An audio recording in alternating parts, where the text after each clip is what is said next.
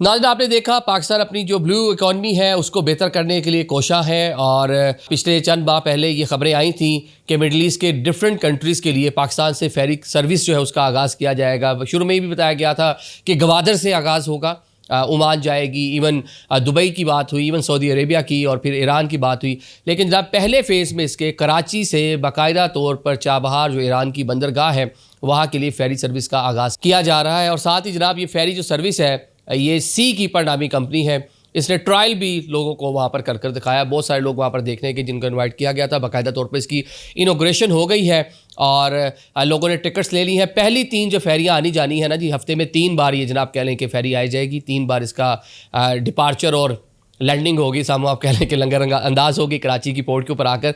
तो ये जनाब तीनों बार जब इसने जाना है ना तो उसके लिए मामला पूरे हो चुके हैं, लोगों ने बुकिंग अपनी करा ली है।